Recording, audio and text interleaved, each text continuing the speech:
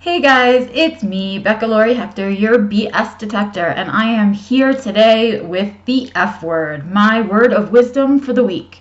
I hope you guys are having a good day. I would say happy Friday, but then I feel like a cheater because today is actually Thursday for me. I'm having kind of a crazy week, so I was having to record and I guess I'll put this up on YouTube a day early, but I'm also not sharing it on my social media until it's actually supposed to come out. But I gotta get it up there because I won't have time tomorrow. So I wanted to get it done today for you guys so that we stay on schedule. So here we are with the F word, my word of wisdom for the week. So what did you guys think of last week's word? Before we can move on to a new word, we have to completely process through the one we were with last week. So last week's word was flexible. I hope you guys had kind of an interesting time with the word flexible. I hope you really paid attention to where it exists in your life, where you need it more, where you need it less. Things like that. For me, I had this observation about the word flexible for myself that I noticed I am quite flexible with other people, but I'm not flexible with myself. So I hold myself to this really high standard that I would never hold any other human being to ever. And I would never tell them to hold themselves to that standard. And yet here I am, a giant hypocrisy, and I hold myself to a lot of inflexible standards. And I think I'm going to swap that out. So that was my takeaway. I think I'm going to start being more flexible with me and my needs and my issues, and I'm going to start being a little bit less flexible with everybody else because I'm feeling a little bit like my flexibility with other people allows them to step all over me a little bit, and because I'm not flexible in return with myself, when that kind of has an effect on me and I'm not able to get something done for myself,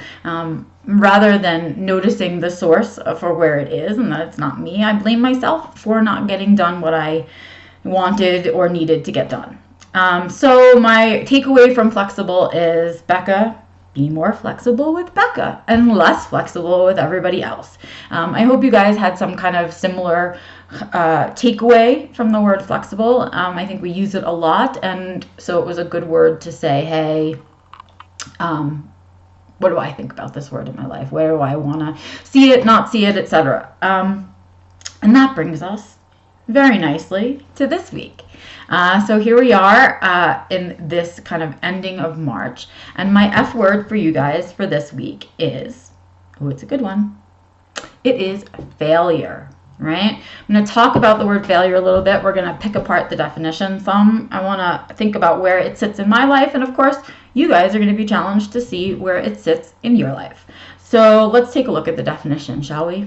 Okay, here I am with my handy dandy phone and my Think Positive sticker.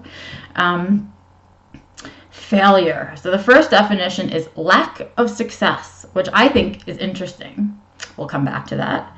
The next definition is an unsuccessful person, enterprise, or thing. Okay. The omission of expected or required action. So failure to act, right? Non-functioning action, and basically just a repetition of that over and over again. So failure, well, that's interesting. Number one definition, lack of success. Okay, well, I'm going to say to you, in order to understand where failure sits in your life, you also have to look at where success fits in your life. So who's defined these words for you? That's what I say. So failure to me is it's a trigger word, right? Because oh, I didn't do that thing right, so I failed. Or that thing didn't work, so I failed. And we kind of look at our mistakes, right? We make a mistake. That word mistake and the word failure live very close to each other. They're often interchangeable.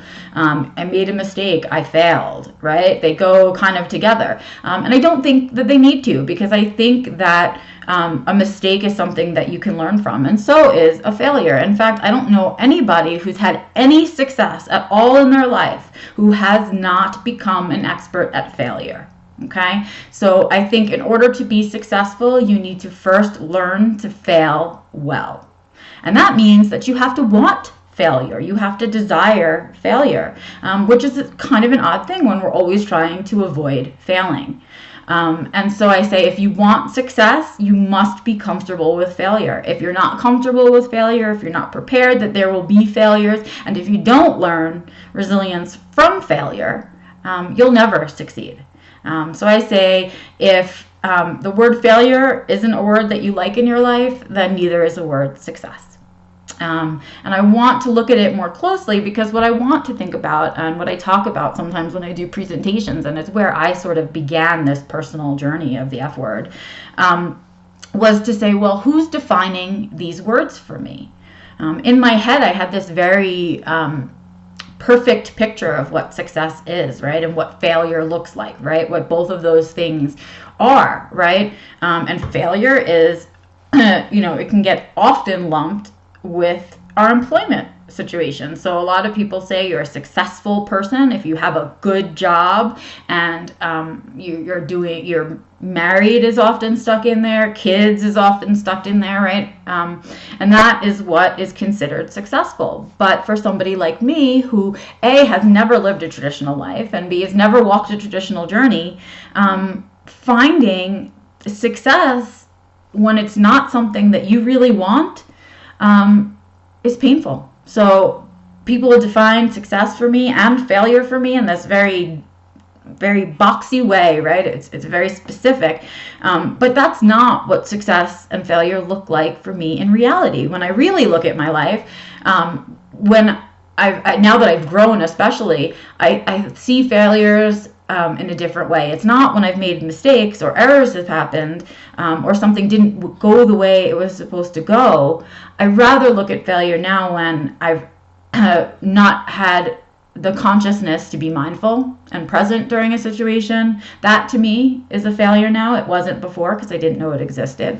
If I don't take care of myself and make myself a priority, I consider that to be a failure, because I know better now, right? And so that's where the word failure lives for me. And the word success was so lumped with this really stereotypical idea of what success is, that failure was also. So anytime I've been unemployed, and employment has been a real struggle for me most of my life, anytime I've been unemployed, I felt like a failure, right? And anytime that I didn't get a perfect grade, I felt like a failure. And anytime I had a relationship that went down south, I felt like a failure. And I blamed myself for a lot of things. And that's because the word success was being defined by somebody else's standards. So what I'm challenging you guys with today, with the word failure, is to take a look at the word failure, and with it, its friend success, and think about those words and where they live in your life, who defined them for you, whose definition of it are you living. And maybe if you reframe some of those things and you take a look at what success really means to you in here. For me, success is feeling balanced. Success is feeling like I don't have any needs, right, that are urgent. Success is feeling not anxious. Success is feeling calm and relaxed. And success is feeling satisfied and exhausted. Those are my new ways to look for a job. I want a job that makes me feel satisfied and exhausted. So I've redefined success for me, which means I've redefined failure for myself, which makes me not as afraid of failure as I used to be. And that means that I might possibly be able to grasp success. So that's the thought process I'm leaving you guys with. That is the F word for this week. It is failure. Take it home with you, digest it, think about it, redefine it, really pull it apart, and think about maybe it's haunting you a little bit, and maybe it doesn't need to, right? I guess that's about it. You guys are going to see a little bobblehead coming about somewhere of me and Walter, and that is my subscribe button. So go ahead and subscribe so that you can get videos early too, if I happen to record them early. And also hang out on Sunday with me, because I'll be dropping the next No BS. And then on Wednesdays, the next Truth Nugget. So I hope you guys take this F word home with you. Use it wisely, think about it deeply, and I will see you on Sunday with No BS. I'm Becca Lori Hector, your BS detector. Have a great one.